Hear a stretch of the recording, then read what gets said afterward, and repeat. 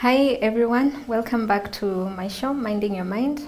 My name is Kate Ferrero, an enthusiast of matters brain and the human body. And welcome, it's good to see you again. Last week we were talking about toxic parenting, and today I am joined again by Joy Eve, and we'll take it on and start a very interesting topic that has been very rampant and happening across Kenya. It's about crimes of passion, violence, and abuse. Kindly, Joy, before we go any further, introduce yourself. So hello everyone, my name is Joy Eve. I'm a therapist with B&M Safe Zone, and I'm actually glad to be here to actually tackle this topic. Thank you. Thank you so much, Joy, for joining in. Thank you for having me. And as we begin to take on this topic, and the last week it's been very close to my heart because of all the things that have been happening. There've been a lot of murder, a lot of claimed suicide, and mostly it's been happening because of love. So today we want to help people understand why people are violent, why people are abusive, and how to identify abuse in relationships. So first and foremost, Joy, kindly tell us, why are people violent? Why are people abusive? All right, so why are people abusive? All right, so that's kind of a generalized thing, but not everyone is actually violent. So I can just say, why are some people actually violent, or tend to behave in such a way that causes a sense of hurt or harm to other people, either financially, emotionally, physically, sexually. Why would people actually get to a place to actually do some things? It could be from different things, really, as we have been actually tackling about identity, and how the environment actually affects. So, it could just be a sense of influence, like you've mentioned, the crimes of passion that has been happening. It could be also an identity issue, It could be something that we actually discussed as well off camera. Hurt people actually do hurt people. Yeah. So that's basically some of the things that can actually cause somebody to hurt somebody in a way, Yeah. Yeah. Wow, and I understand that violence and abuse can portray itself in so many forms. Yeah. And some people are in maybe abusive families. Yeah. Last time, in the last episode, you were talking about toxic parenting, and that is a form of abuse. And many people will find themselves in abusive homes, abusive relationships, abusive families, and friendship, and some may not even know that they are being abused. So what are the forms of abuse? So as I mentioned during the definition, there's sexual abuse, where somebody tries to sexually harass somebody, especially when there's no consent. Yeah. Two, there's economical, kind of abuse, where it could be is either monetary things that are not being given to the other person that actually the other person does deserve, whether it's in a relationship or an employer-employee situation. And even it's withdrawing money without the consent of another person. Yeah, definitely that. Yeah. And especially when this other person is rude about it, that's actually economical. Or when a spouse withholds money from the spouse as well, that's economical abuse. There's also the other one was physical abuse, where actually somebody is harmed physically. It could be through beatings, and that's where under physical abuse, where you can actually get child abuse, because the person is physically harmed, where you can actually see patches and everything. There's also emotional abuse, where the person actually addresses the person, using majorly words to harm the person and to cause negative emotions, especially when the person is not necessarily, you know, or they've not done specifically something to deserve being treated like that. And it happens also in relationships where the other partner tends to put the person down, say words that actually demean them. Yeah. You know, that's actually emotional abuse. Okay. Yeah. So how does a person know they are in an abusive relationship? Well, it's basically through knowledge. You know, once you hear this video and you realize, you know, kumbe, this could actually be abuse. That's the only time you can know, when you hear about it, when you read about it. But as long as you have not had the information, you can never know what even abuse is. Yeah. You know, but I think because there's been a lot of talks of physical abuse, so many people are aware that being beaten is actually a form of abuse. Yeah, but other people have not mentioned. There hasn't been mention of economical abuse or emotional abuse. So people don't actually know that this person is actually abusing me. And spiritual abuse, because it's happening a lot in our churches. Yeah.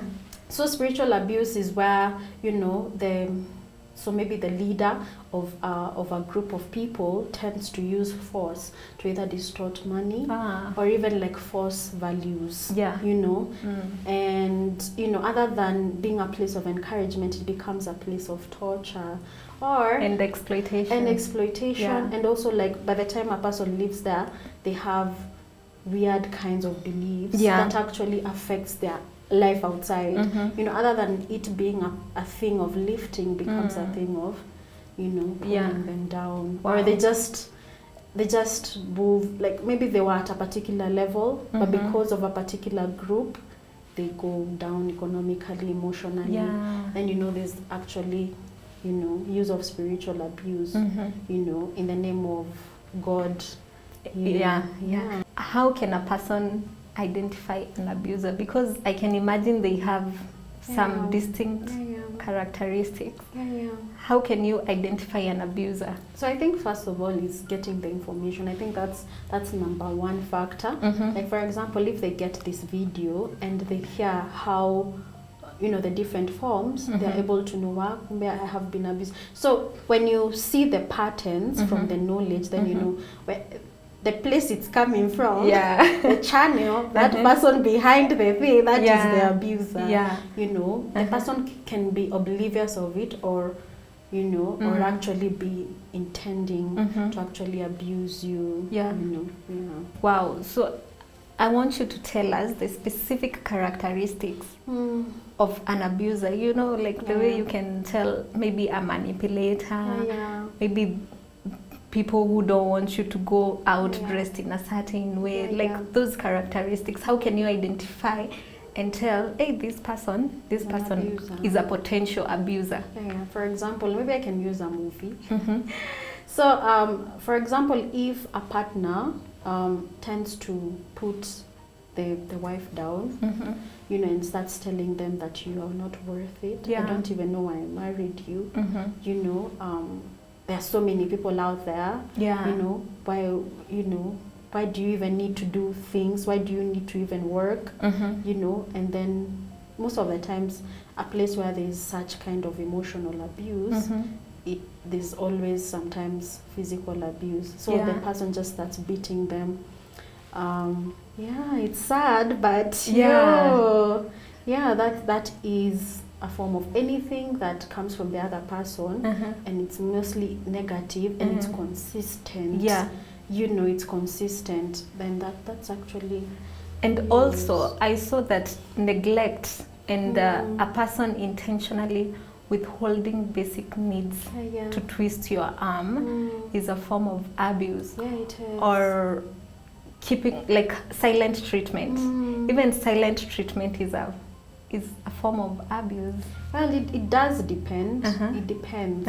So sometimes you can, you know, when somebody intends to, for example, if you're in a workplace and you need communication from this person to actually execute something, or even from a basic setting where this person needs to talk so that you guys can actually execute some things that are very crucial, but they decide to be silent, they decide not to communicate, and they are consistent to the point that they leave you hanging. There's a high likelihood, and especially when you're in a position where, you know, the issue can be resolved, but the person chooses not to. That's actually a form of, you know, it's not so like so gruesome, but it's actually a form of abuse because it does bring out a lot of negative emotions. The person can end up overthinking and thinking it's their fault. So I think the result of what somebody else does is what actually is measured, whether it's abuse. Because now if they're silent and then maybe, for example, they need to talk so that maybe food can be bought, but then eventually food is not bought, you know, people sleep hungry, you know, the person doesn't end up having basic needs or executing a particular work. Now that is abuse. Wow. And I also saw somewhere a funny thing, that a person can self-abuse themselves by self-neglecting. Like you fail to provide yourself, you have the capability, but you fail to provide yourself, especially with basic needs. I don't think people know that they can self-abuse themselves. Self-abuse, okay. Self-harm. Yeah, self-harm can actually be a form of abuse. It could be, you know, but sometimes, most of the times, you can actually, I do concur, you can actually self-abuse. So these are some of the red flags we are talking about, the red flags that you can notice in a person, whether you're dating that person or maybe you're thinking, you know, about them being a potential partner or a family member.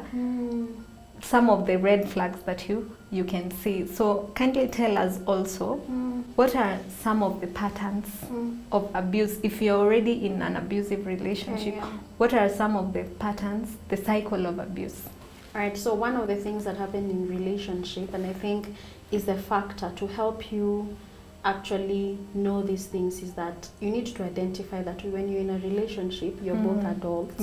You know, there needs to be a sense of, you know, equal communication, fair communication. Yes, you will conflict, but it needs to be in a fair way, you know. But when the other person doesn't give you the chance to talk, but they're the ones who are constantly giving you demands, or, you know, they're telling you sometimes what you need to do, and they're not giving you a space to actually express yourself and be yourself, but they're consistent, whether they can use different forms, whether they withhold money for you to not actually, you know, be yourself or even like live, or they keep you from doing stuff. They and tell you seeing not to your go friends. So that is an abuser. And they want you to dress in a particular way. So I'm not saying that somebody should not suggest that dressing.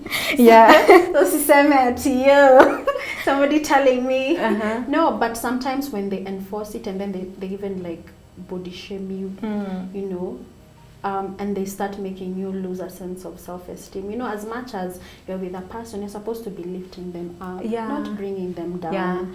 You know, you're supposed to be extending that sense of understanding, because the other person is not perfect, you're not perfect, you know. But then if the person constantly puts you down and makes them, you know, it's like they show you that they are better than you, then that's definitely a person who has an emotional issue. So I have to ask, what is the hardest form of abuse to detect? Mostly economical, because you'll be told, look for a job, and leave this person. But I'm imagining a person who you've agreed that you, for example, you have a partner, but then you, the lady, you've agreed that you will stay home with the child. You have consented together as adults that the one person will take care of you as you are taking care of the kids, because somebody has to watch over them, or maybe you guys can't afford a nanny, you know, but then all of a sudden they turn on you, they're not providing, they're not taking care of you, you know, and then, you know, or maybe sometimes they're just taking care of the kids but neglecting you. And you guys initially agreed you will actually like provide everything. So there's even like emotional abuse, because now you are left at a place where you're even like asking yourself what's up. Yeah.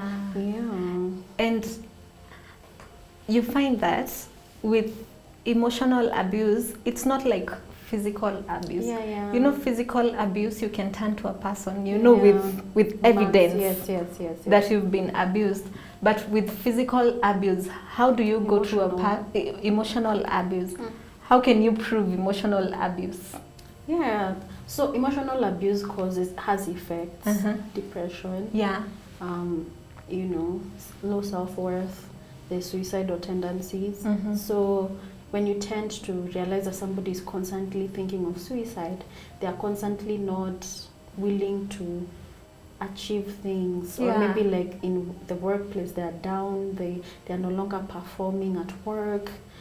And it actually, sometimes most men actually go through emotional abuse. Wow. Yeah, okay, there are women who do, but women actually talk more than men. Yeah, so whenever like a woman is angry, they will launch on you. Yeah. So sometimes some men actually go through a lot of emotional you know, abuse, where you notice they're you know, like their performance just goes down. They're not motivated, you know, they're sad, you know, and all of a sudden they go into alcohol, you know, and just habits that are not actually healthy habits. Wow. Because of how they actually feel. Wow. And there's anxiety as well that comes in. I feel like emotional abuse is brought about by words. And that's why I always tell people to be very careful with what they say, because once you say something to someone, you can never take that thing back. And you don't know the effect, you know, the effect that your words will have on the other person. Definitely. Yeah. And you said something off camera that you might tell me something. The example you are giving me about the shamba. Like you can tell me something. It was very unconscious. But I will carry it for life.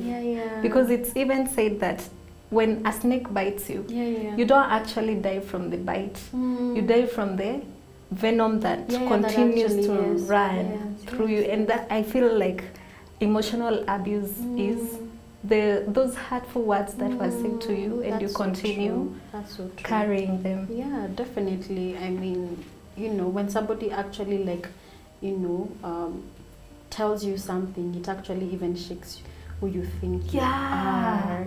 So now, because it's in your mind, especially now you're thinking about it, and when sometimes you have found yourself not even being able to perform in some, because we all fail, but then now you imagine you failed and then somebody actually like abuses you together with that failure.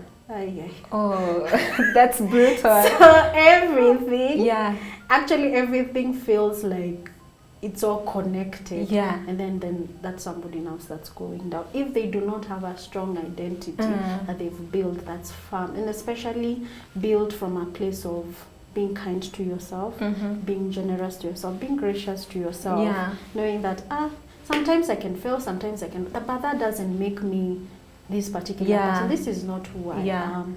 You know, if you don't have that kind of, you know, firm identity, it can really, really, you know, shake you. Wow. And as you said, identity is the core being of a person. So if you have not watched our previous videos about identity, please go and watch, because it's the foundation of who you are. True. It's so true. So Doc, kindly also tell us the effects of abuse.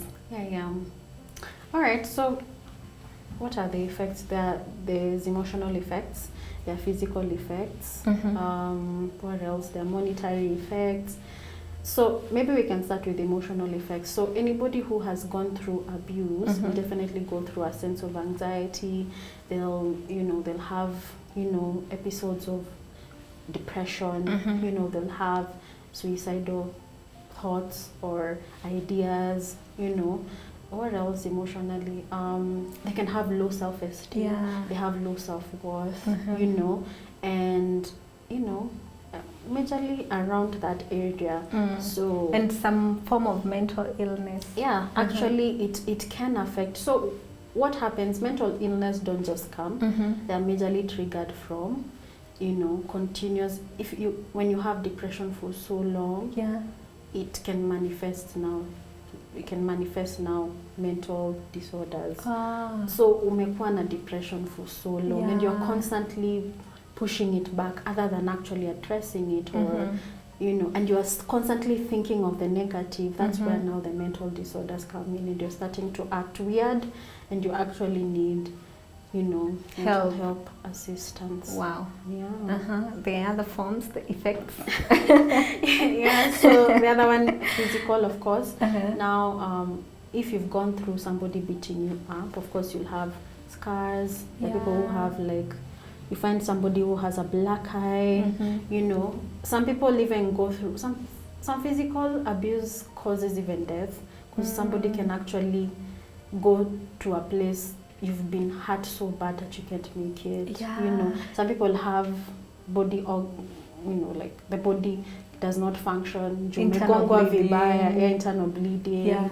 You know, brain trauma. Yeah, brain trauma. Yes. And sometimes physical abuse can actually cause emotional abuse. Okay. It can actually cause emotional, you know, effects as well. Wow. You know, Like in the cases we've been witnessing on the news, it has all led to death. Definitely. And I think before it gets physical, I don't know, but I feel like there are things you see, the red flags you were talking about, before it gets that bad. There is a pattern you see, and you know, you're like, he will change or she will change, because even men go through gender-based violence. They go through abuse, and we don't talk about it enough, and it happens. I'm sure even in your organization you've had men come to therapy because of abuse. Definitely. And are they able to open up about it? Definitely. So I think for men, it has been really hard for them to open up. By the time they actually come for therapy, they've actually realized, you know what, I only have very few years to live, and I definitely cannot live with this. And I know it's actually affecting my finances, because I'm drinking, I'm wasting my money, it's affecting my health, and I need to honestly talk about it.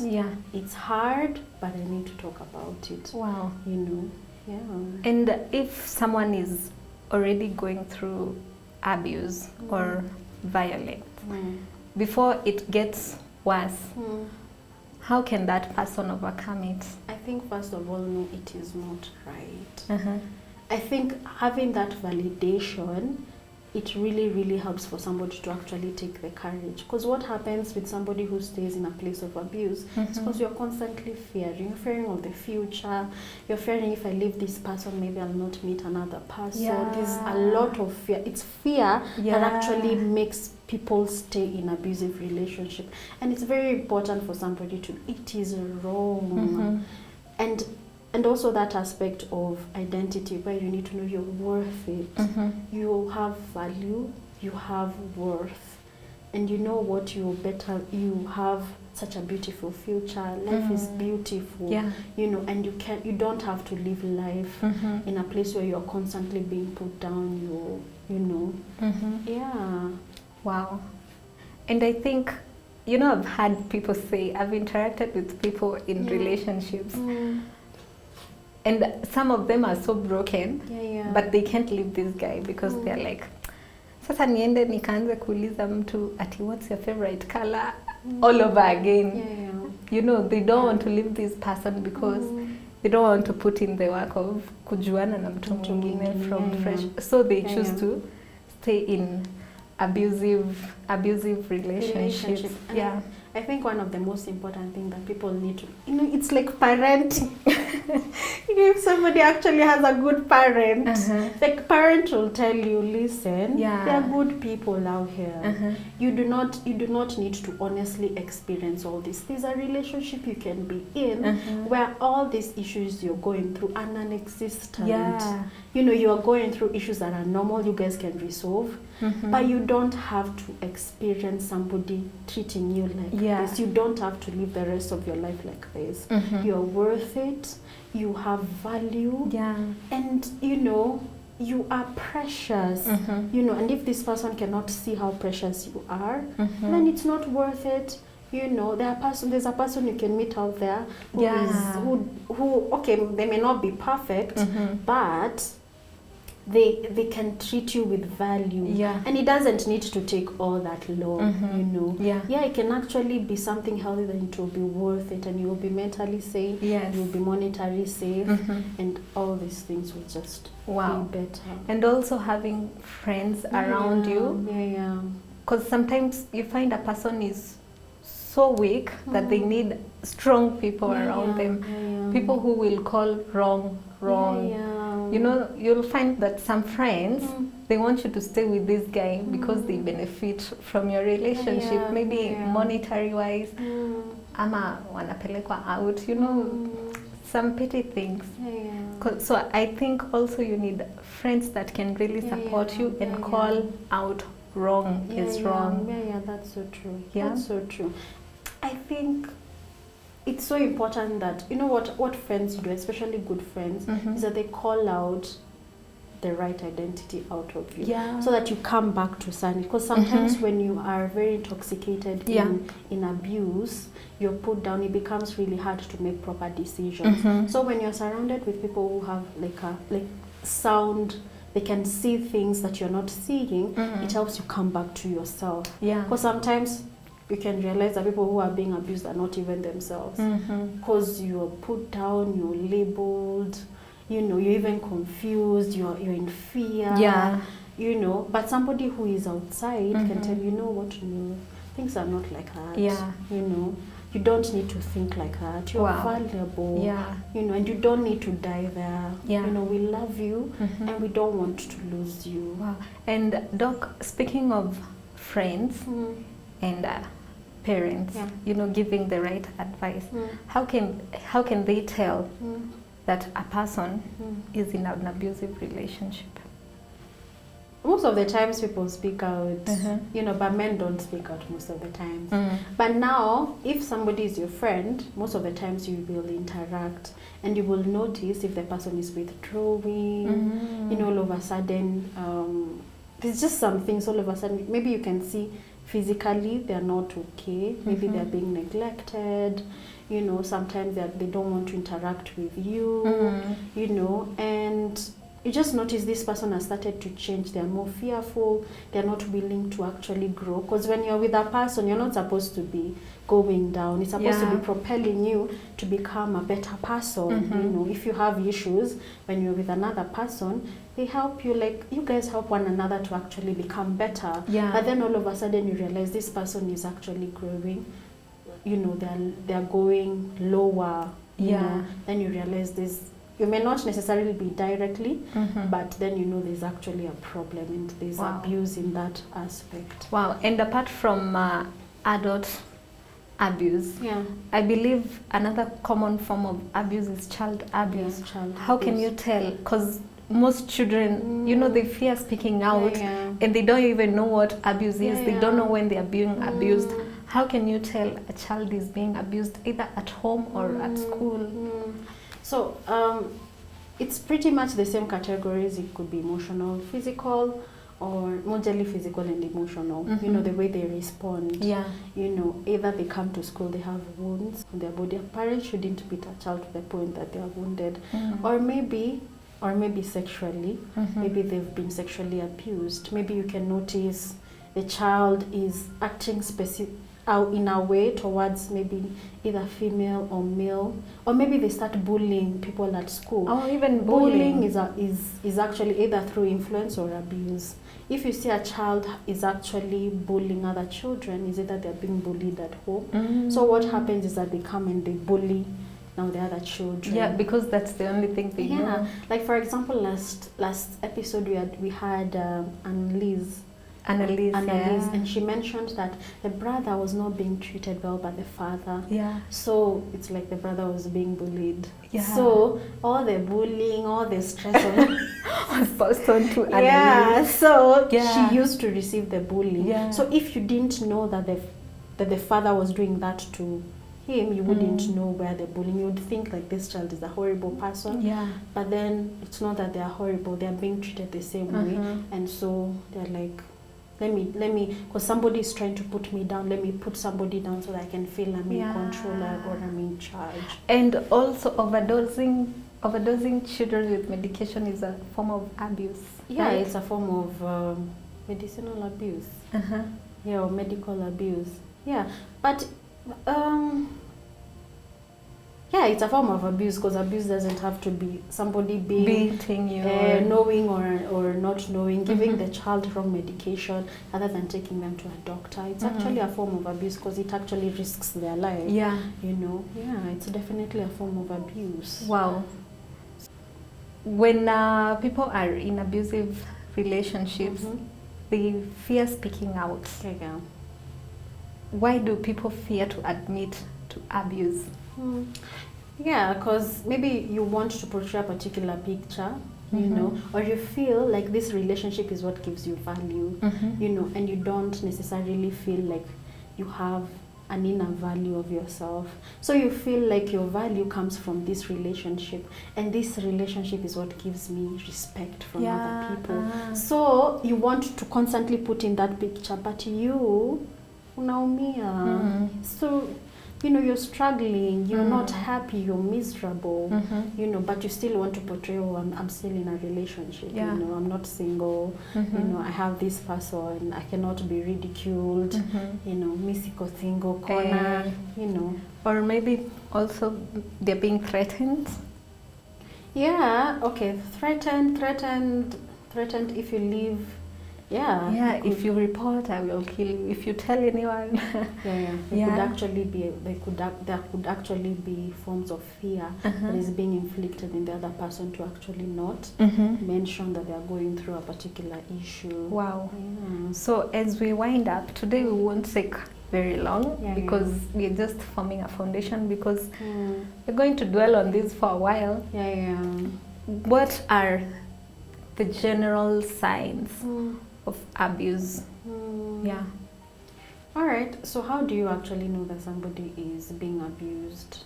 So notice, first of all, the person is either physically wounded or physically hurt too. You notice like their sense of motivation, even in the things they used to do, is actually going down. They're no longer interested in the things that actually made them or made them happy. Or you may find that somebody is withdrawing from friends. Most of the times, if they're in a relationship that they're withdrawing from friends, it's a form of abuse. Because maybe the guy is isolating them. And just keeping them to themselves. You know, or they feel a sense of insecurity. You can't be with them, you're going to cheat on me. You know, that's a form of, you can't keep an adult for yourself. You're not their only world. They have other things in their lives. You know, you're part of their world, you know, and you need to be able to allow the person to live their lives. If a person is a cheater, they're a cheater and there's nothing you can do about it. If you notice somebody is a cheater, leave them alone. But you can't go and try and kill somebody because of a habit they have taken. So if you notice somebody is like that, just let them go, leave them alone, you know, because eventually you will be hurt, and you know, you can't live life forcing or controlling people. So any form of, if you feel like you need to control somebody, I think maybe you should check yourself, because in a relationship, any form of control is wrong. Because it's a consent, one-on-one, you know. you know, you need to be able like to talk and argue fairly. Mm-hmm. You trust the other person will make the right decision. If they don't, then you talk about it. But if it's too much, Yeah. then, you know, like, I love myself, I value myself. Yeah. I don't think I can take this. Wow. Yeah. As we are winding up, give us your parting shots regarding the topic in general. All right. Please know that abuse is not right, and anybody who is abusing you Mm-hmm. shouldn't be like a priority in your life. You need to learn how to love yourself and take care of yourself. And I normally tell clients, honestly, if you don't take care of yourself, nobody is going to come and take care of you. Mm-hmm. You need to even in relationships, you need to learn how to protect yourself and keep yourself, and also put boundaries.